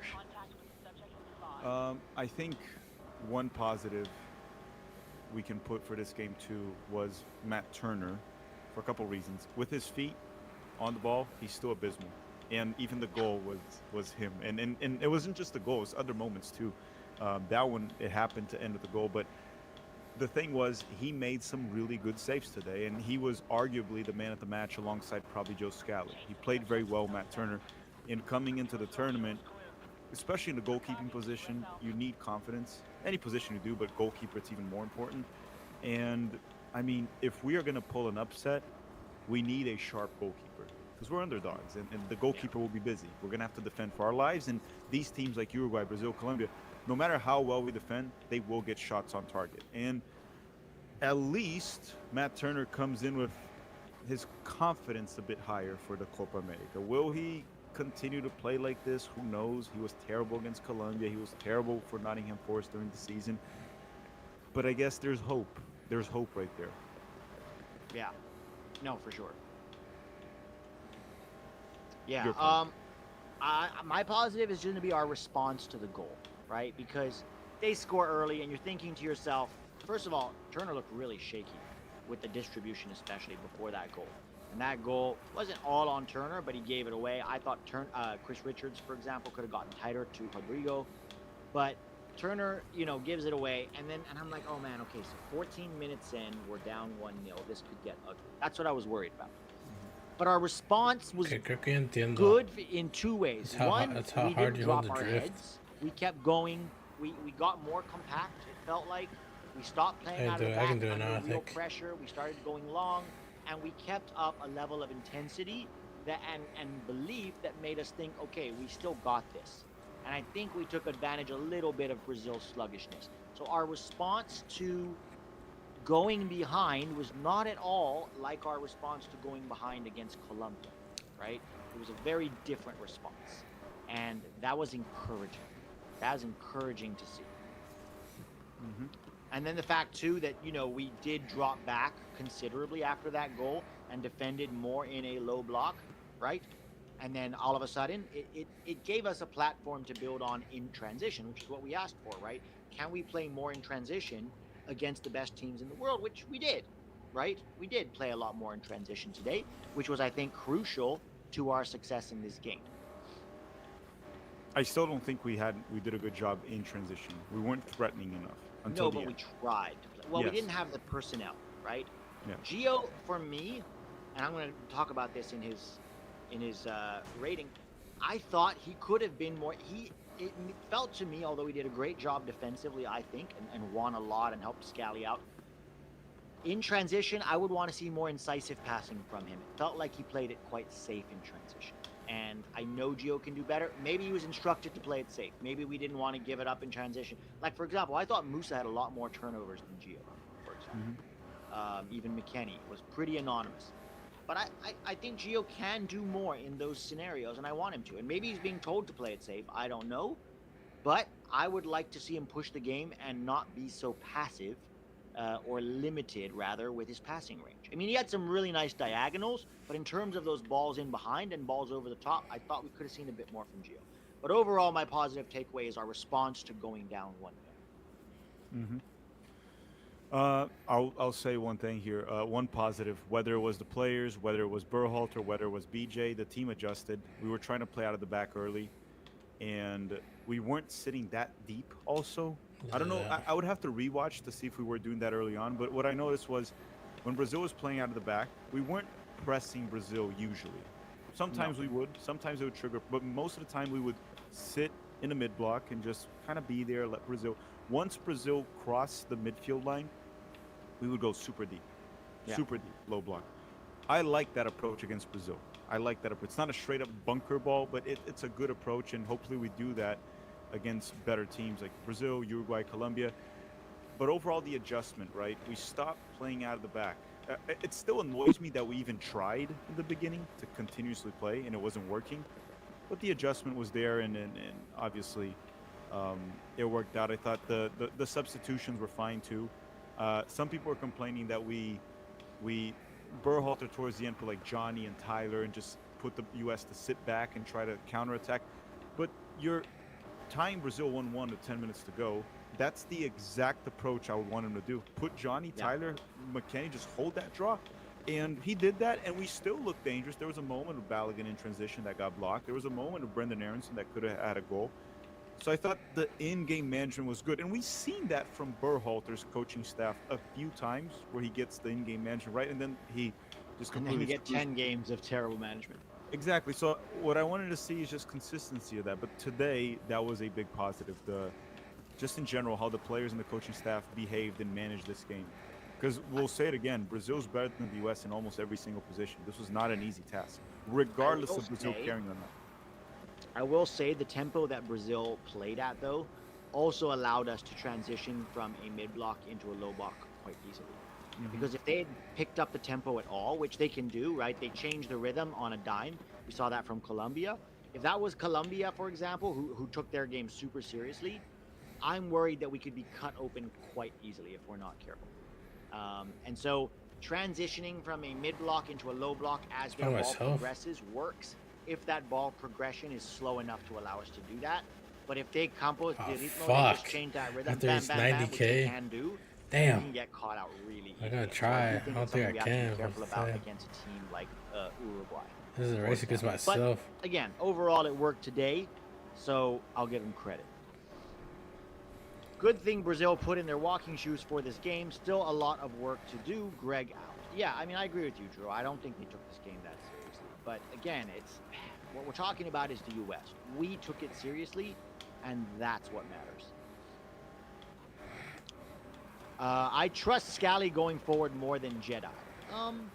Okay. I don't know about that necessarily. I don't think Scally really has much to offer going forward, although he did have a few good moments today. So Dude, I'll give him that. The thing with Jedi, the only way he can go forward is if someone has to put like a through ball, he just runs and crosses it, low cross. That's the only thing he can. This dude can't dribble well. He can't get out of tight space. Dribble and he can't do in combination work. No, it has to be like put a through ball. He just sprints and whips in a low cross. That's it. He has to have space to do it also. He has to, like, in other words, you have to pull his fullback in field for him to have space to do that. So later in the game, what do you think about Malik in for Wes and moving Adams and Johnny into a double pivot? Malik so the problem, Malik Tillman came in? No, he's asking, what do you think about it? Oh, okay. I didn't see it. Yeah. For me, Malik has not shown anything in a U.S. jersey to make me think he should get many minutes. So no is the short answer. I would not bring in Malik. I don't think he's deserved. Look, he had a great club season, right, for Eindhoven. But every time he puts on the U.S. jersey, he does nothing. So until he shows me otherwise, I'm not a fan of bringing on Malik. Unless you really need a goal and he's one of the attacking options, sure. But I don't think Malik should be a first guy off the bench anytime soon. No, the midfielders, it seems like there's 5 right there that are very trustworthy right now. It's McKennie, Musa, Gio, Adams, and Johnny. Those are the 5 that will probably rotate for the most part. Yeah, Luca De La Torre and Malik seem to be on the outside looking in. Yeah, they'll depend on maybe like Tyler not being fully fit or a player getting a card, a red card or something. Otherwise, those 5 are probably the 5 that are gonna. And you also, we usually play with 3 guys in the midfield, so you don't need more players to rotate. Those would be the 5. Yeah, yeah. All right. Tax Brazilian Ghost. I trust. Oh, we did that already. Why do we have to lose 5-1 to play better? It's not just lose 5-1 to play better. Why do we have to play like shit for 10 games and then get one good game? And then the media is now going to be hyping Berhalter through the roof, calling this a signature win, even though he didn't win and it was a friendly. Signature draw. Signature draw. Signature draw with the amoeba attack. Look, it's a friendly. It's a draw. It's encouraging performance. Berhalter still has plenty to prove. One game does not erase 5 years of grotesque mismanagement. Was this the first game Endrick didn't score for Brazil? Yes, right? What is it? Was this the first game Endrick didn't score for Brazil? No. He's played other games. Fuck, it's I was just that he so. had Oh my scored gosh. consecutive games. He had I was scored so for the close. past 3, but no. He played, for example, against Argentina when we lost in the Maracanã. No. And I know how to do now. Couple more here, and then we're going to get taxed next positive. Speaking of Argentinians, Gallardo is available. That is true. Gallardo has been very, very good. Who was he coaching? Ecuador last time? No. He's probably talking about Marcelo Gallardo that coached River Plate. He was in, I think he went to Saudi. He went to like Saudi Arabia, but I think he's available. The thing is, it was Careca who coached Ecuador. Sorry. Yeah, the thing, I don't know if he would adapt to the U.S. players. From what I've seen with River Plate when he coached them. Like I said, for the U.S. men's national team, the best coach is a coach that plays, that is a pure soccer terrorist, like a Jose Mourinho, a Diego Simeone, Abel Ferreira from Palmeiras. That's the coaching. Thomas Tuchel, even though I wouldn't want him there. Those are the coaches that I think would work better with the player pool the U.S. has. Marcelo Gallardo is not that. No. Just here to upvote. Intensity, hunger, aggression, and consistency. Yes, this is what... That last part is going to be important, right? Because intensity and hunger and aggression is all good on a game like that. We need to see that in every single game for every single minute. It's not okay to drop those levels. If U.S. go to semi, TAC and Yanks must streak the match. No, thank you. Federation paid Brazil to make Triple G look good. No, I just don't think Brazil cared. I really don't. They didn't look like they cared about that game to me at all. TAC, what's your next positive? I mean, I already talked about the in-game management. You talked about Scally. I talked about, what was the other one that I had? Talked about Turner. Turner was a positive. That's the result. I mean, you did still tie Brazil. I know it's a friendly, so... But if this was a competitive game, let's assume Brazil was trying as hard as they can.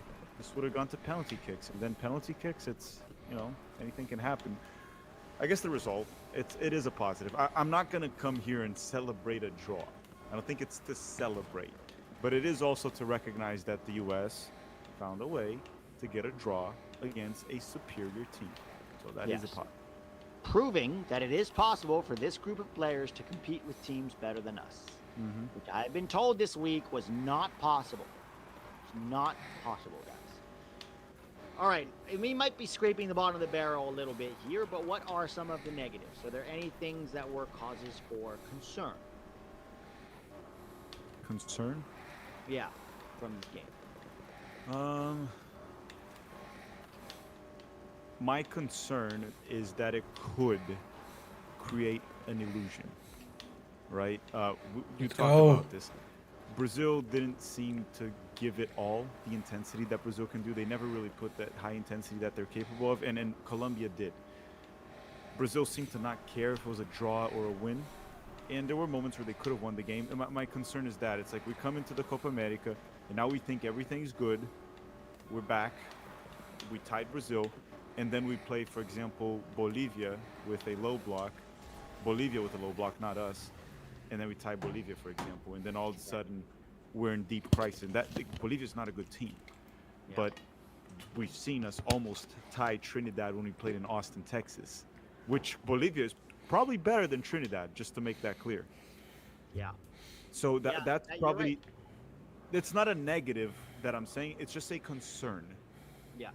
Okay, and it's a legitimate concern considering that's how it's often been in the past, right? We would have a good game, and then 5 followed by 5 bad games or bad performances.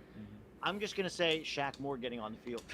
The dude is so out. The first thing that happened was literally Why is he he got in the bodied first off the ball, place? and he wasn't just bodied off the ball. He flew. Like Vini went like this, and he flew like a good 4 feet onto the ground, and Vini shot, and Matt Turner had to save it. Guy should not be on the national team. He definitely should not be on the field. So that's a negative. Um, any other I negatives? I thought I we had a do. lot of. Huh? Oh, go ahead. Go ahead. I have one. I have one. Yeah. Okay, go ahead. You go first, and then I'll do mine. I think Weston McKennie, because as much as everyone bounced back this game, McKennie definitely wasn't as bad as the Colombia game, but he's looking a bit sluggish, a little bit heavier than his normal self, and he did already look like that towards the end of the season with Juventus. He even kind of got benched the last few games. Remember that? Yeah. By Allegri. So sort of bench. He did still play the final and all that, but his minutes went down a little bit.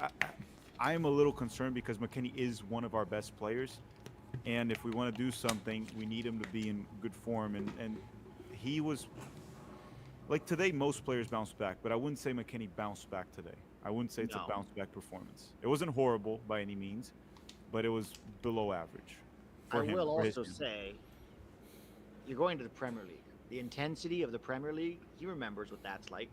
Like, you're not going to be able to get away with being even half a pound overweight. Like, that is one fast-ass league. And if you can't keep up with that intensity, we're going to see another lead situation. I'm concerned about West. And maybe I'm overreacting. He did have a good season with Juve overall, but he cannot allow him to... We all know this. He has a problem with his weight, right? It's been in his entire career. Juve's talked about it. He's talked about it. 29 has talked about it. Like his friends have talked about it. So it is a concern going into Aston Villa, and you're right. Going into, this Copa America, we do need a fit Western. Stephen Nagishi says, I feel a lot of times these guys act and talk entitled. I hope they realize the importance of representing the U.S. more seriously after the Colombia loss. Yeah, I hope that this Brazil performance is something we can see more consistently, whatever the opponent, in terms of intensity. Because we haven't always seen that. In fact, I would say a good amount of the time we don't see that, right? Way too often for my liking, for sure. Brazil is superior, but they played an A team, made attacking subs. Why do you keep saying Brazil was not trying?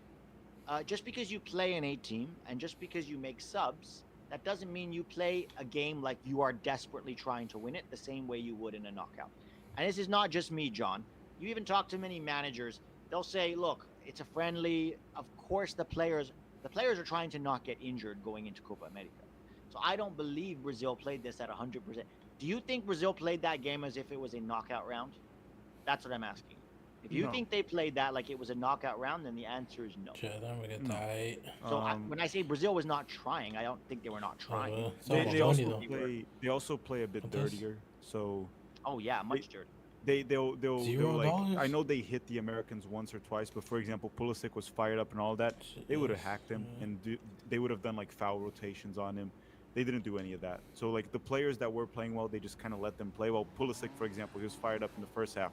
They would have had Bruno Guimarães hit him, and then Bruno got a card. João Gomes hit him until Pulisic was just out of the game at some point. Just couldn't play. Kept getting hit. It would have been a lot different. We talked about this earlier in the stream. As encouraging as this game was, the one evidence we got through this week camp, week-long camp that we played Colombia and Brazil, is that unless a miracle happens, we are probably losing in the quarterfinals. I didn't see any evidence that we will beat Colombia or Brazil in a competitive match. I didn't see that. No, I didn't really see it either, and that's, I think, worrying. Do you want to articulate why you think that, or you want to just? Well, the Colombia game speaks for itself. There was a big gap. The mentality wasn't there. We weren't ready. We couldn't handle them. Just the result itself. Now, Brazil, like the intensity for Brazil wasn't there. And the way I'm seeing it is the United States, we played close to a perfect game from what I can see from our players. a few things here and there. Maybe McKennie could have been better. Maybe Brennan Aronson or Pulisic could have been more clinical. But so could have Brazil. Brazil could have had 4 goals from overall. Like Turner was the man at the match. So we played a near perfect game. So what I'm saying is, for us to beat Brazil in the quarterfinals, we would need a game just like this. Brazil would have to play just like this, and we would need a tad bit of luck. So it's everything that happened today with luck. That And doesn't Brazil's happen not too going to often. play like this in a knockout game. They're just That's the not. point, yeah. So as encouraging as today was, to me, the evidence this camp is we're out in the quarterfinals. Unless Paraguay or Costa Rica somehow go through and we play one of them. But even so, if one of them goes through in that group, might be a tough opponent. But I don't know. That Jeff Carey says, sorry, go ahead. No, I was just gonna say, I think we should be happy with the result today, but I'm just trying to be realistic about it. For sure. That's what I got out of it. Jeff Carey says, concern in general, we can't break a low block. Yeah, that's been, the Achilles heel for Greg Berhalter. And very likely, at least Bolivia is going to play with. I don't know about Panama. Their coach, Thomas Christensen, can be quite naive at times, as we've seen. But we'll see what they do. But at least Bolivia is going to play in a low block. Negative That's all to they know me. how to do. Yeah, that's because they have to do that. They have to do that every single time. Negative to me, we are still very vulnerable to the press. And that is sort of in line with my last negative, and then we'll do player ratings, is I thought that we were quite poor at times giving the ball away out of the back. When we tried to build out of the back and they really did press us, we gave the ball away in very dangerous areas. Brazil didn't take advantage of it today, but many teams can and will. So that is something, it's an area of concern that we need to address. And I think part of that, the reason that we weren't so effective in transition is because of that, because the ball didn't get to Pepe. Like, how many touches did Pepe have? We would give it away too often. And again, sometimes there were transition moments where we should have just gone in behind. And that's what I said about Gio. But instead, we're trying to play 3, 4, 5 passes through midfield, and you're allowing them to drop back, or you're allowing them to press you. So that was one area of concern for me. This one's for you. I don't know. I don't know. I can't tell you. They try to utilize Vinicius the same way in Real Madrid, leaving. He had space in behind to go. There were even moments where he went at Scally. He gets the ball. Originally, the issue was everyone would say, "Oh, because Neymar is the focal point of the team and Vinicius is not." I think that for Vinicius, when you grow up in Brazil and all of that, there might be more pressure that he puts on himself when he plays for the national team rather than club. And we've seen that with many Brazilian players. Or there's another conspiracy theory that I have here. Not a conspiracy theory, but just a theory that I have. Vinicius is a Flamengo product. And historically, Flamengo players kind of flop for the national team no matter how good they are for their club. Look at Zico. One of the greatest players Brazil's ever had, amazing for Flamengo, kind of sucked and choked for the national team. Maybe it's just a Flamengo thing for Vinicius. Maybe it's that. Who knows? I think he needs to have a big Copa America, or he will really start to feel the pressure. Because Probably you can already only do that feeling for so long before the public turns on you. Right? They're kind of already talking about it in turn. They're already talking about how Endrick has the same amount of goals as Vinicius for Brazil already. Yeah. Which is kind of embarrassing because Vinicius has been That's around for a long time. And Endrick he's 17, turning 18. Yeah. Brazil played their A team and brought their B game, said Bimmy. Tack, let's do player ratings. And these are usually depressing, man. But today I think they'll be pretty good. Mm-hmm. Matt Turner. Whew. I'm giving Matt Turner an 8.5. Damn. 10 saves, kept us in it. Sure, he was partially at fault for the goal, which is why I'm not, It's a lot. giving him a 10 or a 9 or anything. And sure, he was still quite shaky out of the back, which is why I keep it at 8.5. But I give him 8.5. I'm giving him a 9. I would give it close to a 10 for the overall performance, but then he was shaky with his feet earlier in the game and had a lot of fault in the first goal. But overall, I'm giving Matt Turner a 9 today. I don't know why some people are giving him a low rating. I don't know what else you could ask for him. He saved everything he had to. Yeah. And the thing, too, with Matt Turner in distribution or just trying to play out of the back with him, yeah, it's his fault. But at the same time, why are we still trying to do that? We know the guy is abysmal on the ball. We know that already. That shouldn't happen. It's like Turner has the ball. You only pass it back to him in an emergency, And outside of that, you just tell him to boot it anywhere, as far as he can. But Yeah, it's bizarre to me that we try to take something that he's not great at and make it such a fundamental part of his game. Now, we keep seeing what happens when he does that, especially against good opponents. Look, against Trinidad and Tobago, who aren't going to press you, sure, fine. But we're talking about real pressure and high. And the other problem, too, is it has a cascading effect on his confidence, right? Because when you're giving the ball away, now that affects your confidence. So something that you're actually good at, like coming for a high cross, you start to get a little shaky with, and you start to second guess yourself. That's what nobody talks about. It's not just that he's bad with his feet, but when you ask somebody to do something they're not good at, don't you think that makes them take a confidence hit and then impacts other areas of their game? And that could be what we've been seeing with Turner. But it goes back to Berhalter consistently wanting the team to play a certain way, even if he doesn't have the players to do so. He doesn't have, unfortunately, we don't have a goalkeeper that can, play with his feet. And Matt Turner's the best shot stopper we have. Probably, at least he's earned it over the past years. Not great, but he's fine. He can't play with his feet. Just accept that. Berhalter has to just accept it. That's it. I don't think that's going to happen, sadly. But let's move on to Scally. I'm giving Scally a 9. I think it was a very good performance from him. Not perfect. He had a few good moments going forward. I don't think it was perfect. I think he needed help at times, and I think there were times that he got caught out. But again, I don't even know if that's so much his fault, because Greg asks his fullbacks to get really high up the field. It wasn't the perfect game, but I think 9 is fair. I'm giving him a 9, the same as Turner. Even though I would give Turner the man of the match, same rating for Scally. Did his job defensively. And I don't know if you remember, there was the finish that Pulisic couldn't score, that Allison saved. Scally put a nice through ball, a diagonal ball-ish, and I think it was it McKennie? And then McKennie found Pulisic. So he offered something going forward, but wasn't great on the ball. But at the same time, you have the task of holding Vinicius Jr. for like 85 minutes, Scally. That ain't easy, man. Especially with the humidity of Florida, the weather, the conditions weren't great in terms of like heat in Orlando. I'm giving Scally a 9. All right, you go first on Richards. Richards was actually shaky the first 15, 20 minutes, if you remember. Very He shaky. But then after that, if my memory doesn't fail me, and remember, this is a reaction, so I didn't rewatch the game. I don't remember him screwing up too much. There was a moment, too, in the beginning of the game where he got torched by Vinicius. Vinicius did that classic play where he opens the leg, lets the ball go through, and then Richards let it happen, which is a play that everyone knows Vinicius does by now.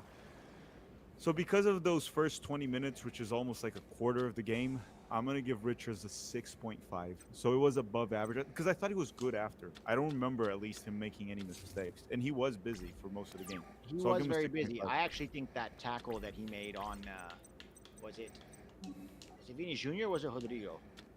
I can't remember which one. The one that was almost a free kick that they had to take back. Oh, that they took it back, yeah. That was a really good tackle. It looked bad at first, but on replay, he got the ball. It was not a foul.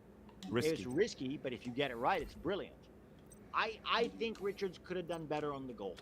I don't think he got tight enough to Rodrigo. I know it's a quick transition because we gave it all. I just think it was a little too casual and at least put some more pressure on him.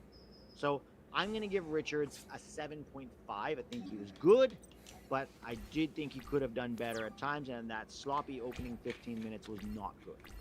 So I'm giving him 7.5.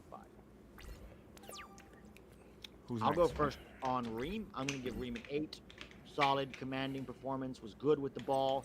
Did get burned by Enric that one time, but again, it's sort of like Turner playing with his feet. It's like, if you have Ream high up the field and you're asking him to, defend on the turn against one of the brightest young talents in the world, quickest young talents in the world, I almost can't blame him. You know what I mean?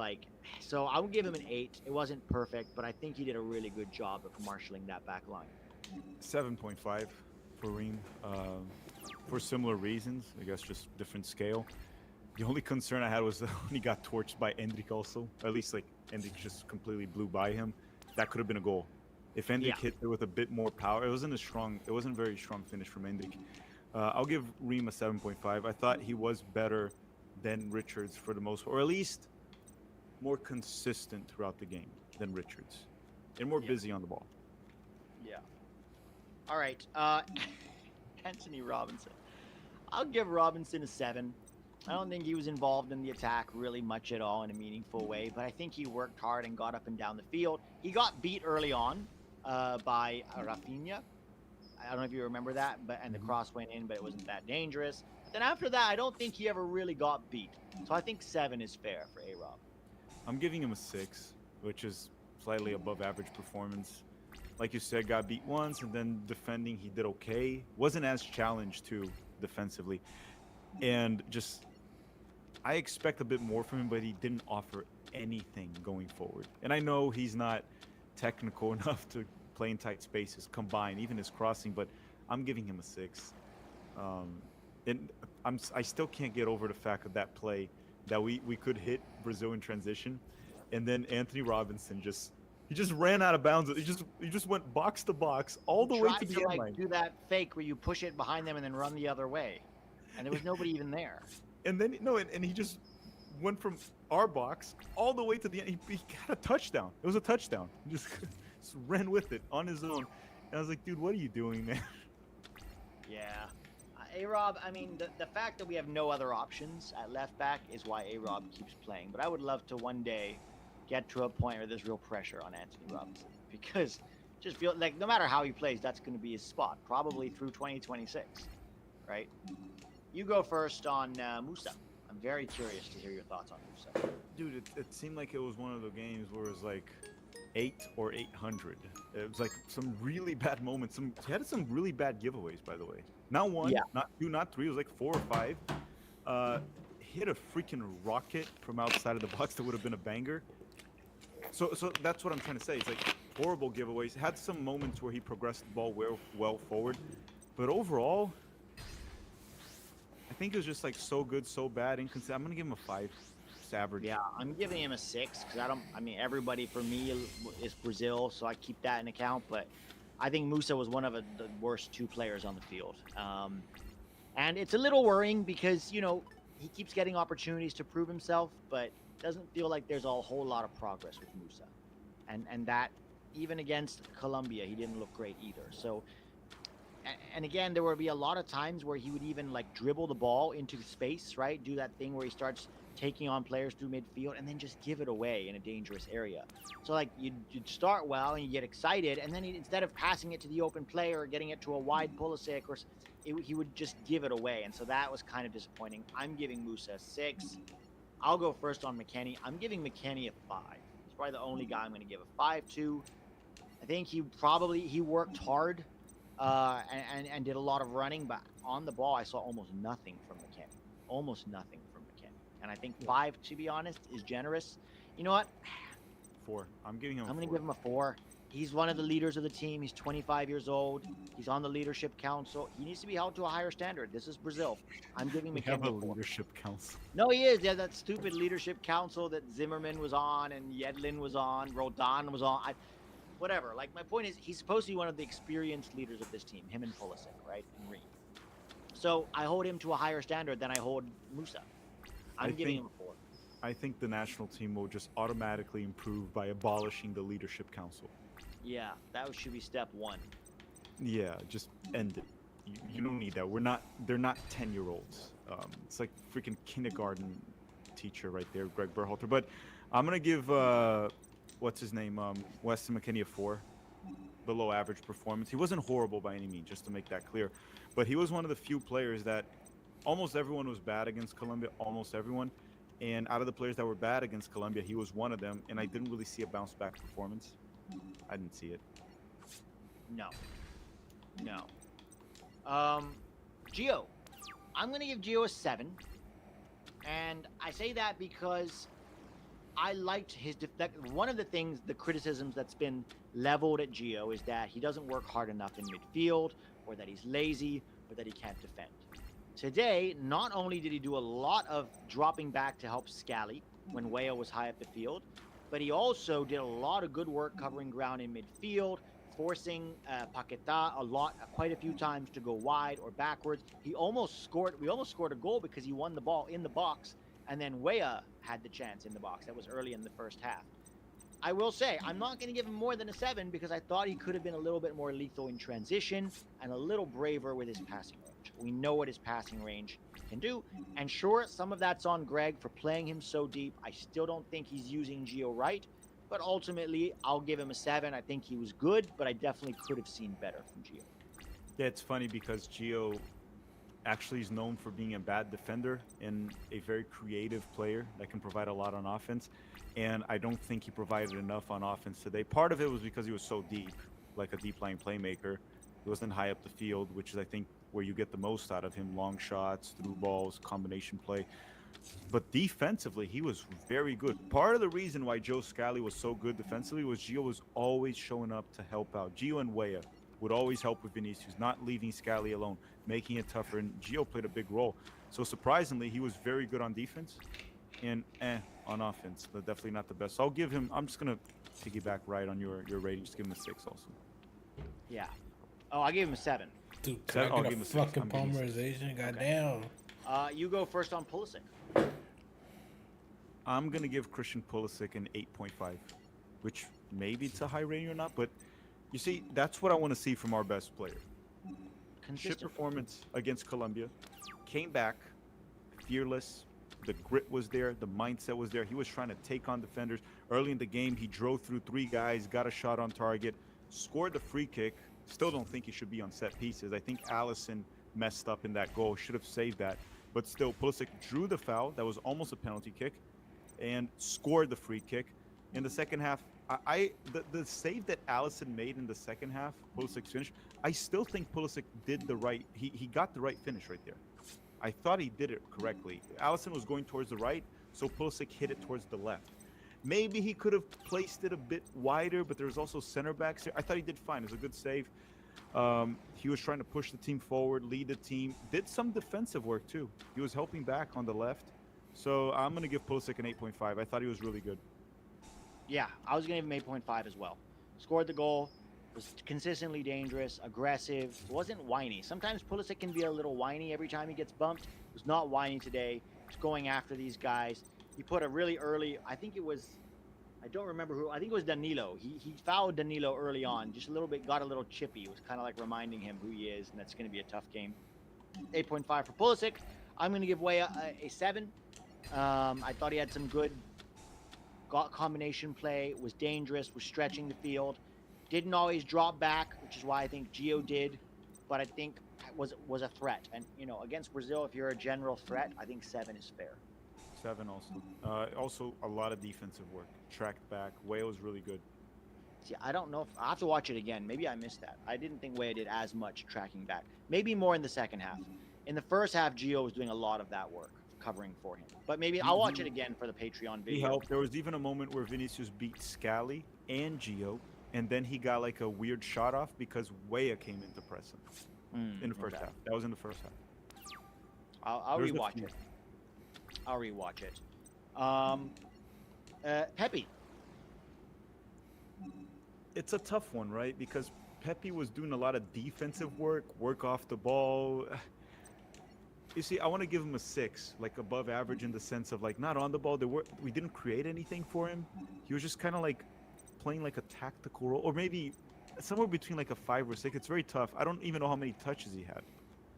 So I'm going to give Pepe a 6.5 because he was asked to do an impossible job, to play as a target man against Brazil with no service.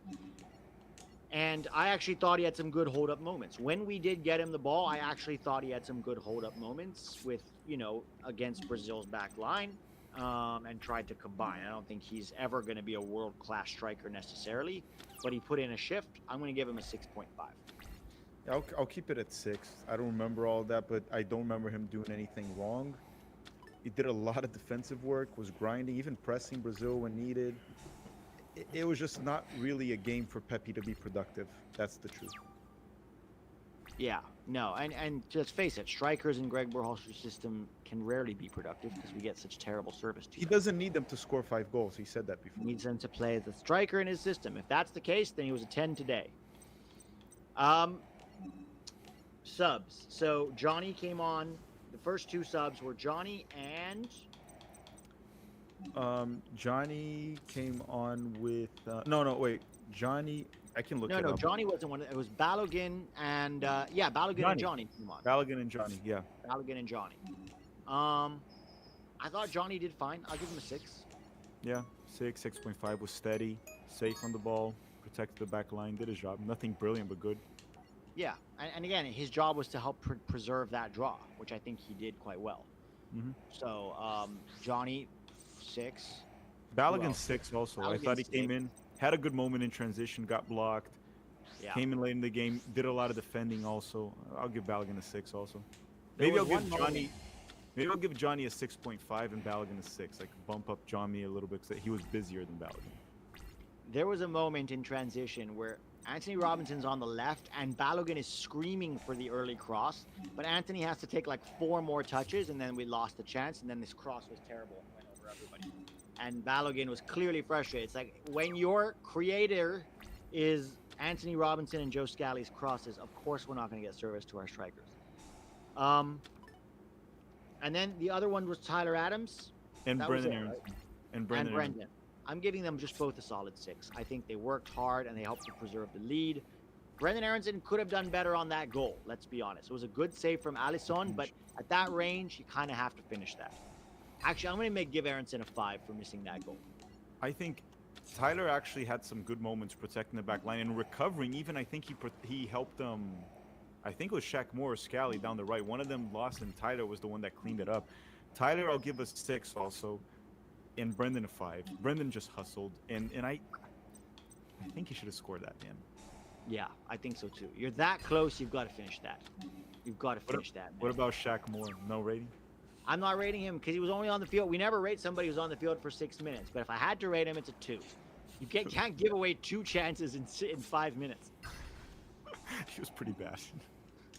But what's his name? Lastly, Berhalter, right? Yeah, I'll give Berhalter an 8 today because the starting lineup was fine. I probably would have started Johnny and Horvath, but I think the starting lineup was fine. He got the draw. His game management when we went down was good. Tactically, I thought we were set up better than we usually are, and I thought his subs made sense. They were like for like subs generally, apart from Gio and Johnny, but they generally made sense. I wonder if he had started Balogun, could we maybe have had more opportunities in transition? Because, you talked about how we weren't that good in transition. The problem is in transition, you need somebody stretching that back line. And Pepe is asked to come to the ball and play hold up. That's not transition. But if you have Balogun there, you can maybe hit them more in transition early. Pepe's also not fast.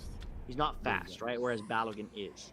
So that felt like a little bit of a mismatch to me. Well, I also think if you're gonna try to play in transition, and when we're playing with wingers that are really going deep, like they're coming back to defend.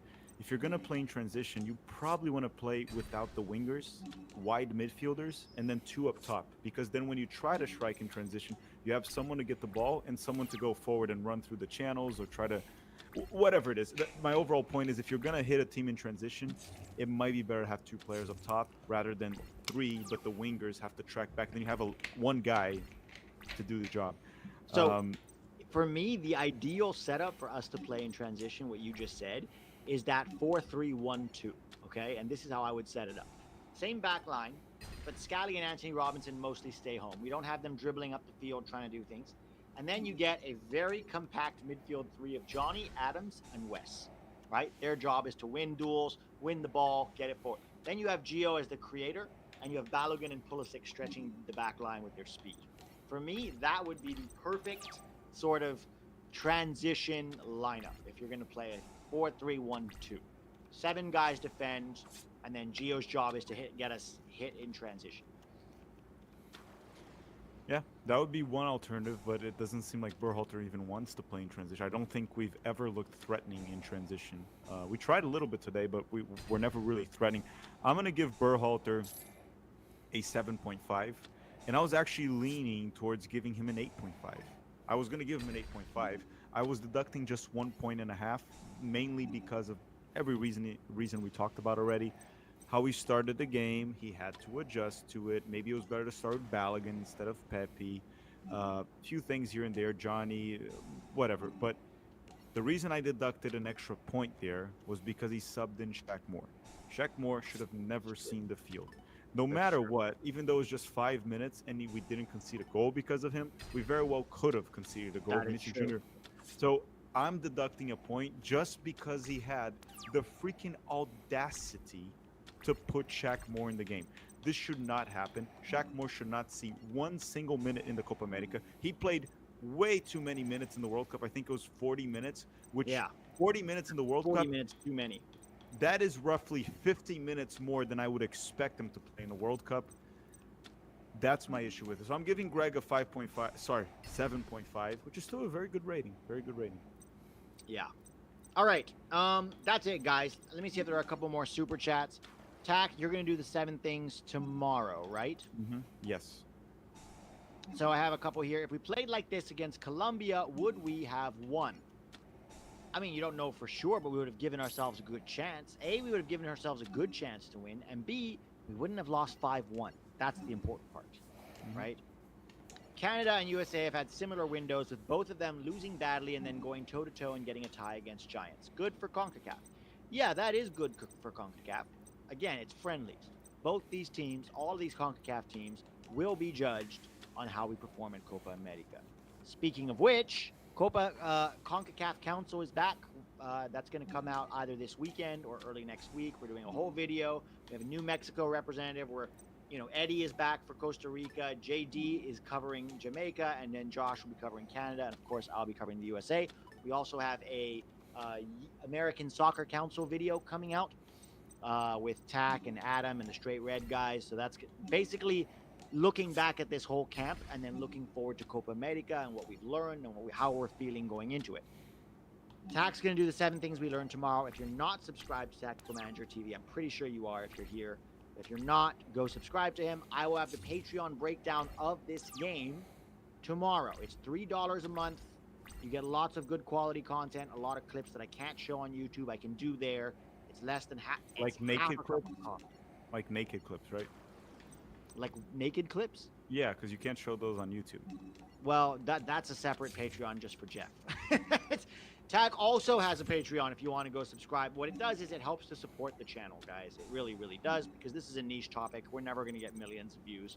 So thank you if you can, and everybody who has already supported the channel. So thank you so much for doing that. Guys, have a great rest of your, what is today? Wednesday? Rest of your week. We now have a bit of a space, right? We have 11 days before our first. We play next Sunday. Not this Sunday, the other Sunday. Yeah, so 11 days before our game versus Bolivia. I will cover so yeah, we should talk real quick about Copa America. I'm going to cover the Canada-Argentina group, and Tack is going to cover both the Brazil-Colombia groups and also Mexico, right? Yeah, because of Ecuador there and everything. Well, we'll put the schedule for everyone. I don't remember from the top of my head. But again, guys, the Euros start this weekend, and even though the U.S. plays on Sunday, Argentina and Canada already play next Thursday. That's the game that people do a stream. I won't be in the stream, unfortunately, because I'm going to be going to the game I want to go hate watch Canada and Argentina. I hope they draw. It's just bad for both. No, actually, draw. it's good for Canada.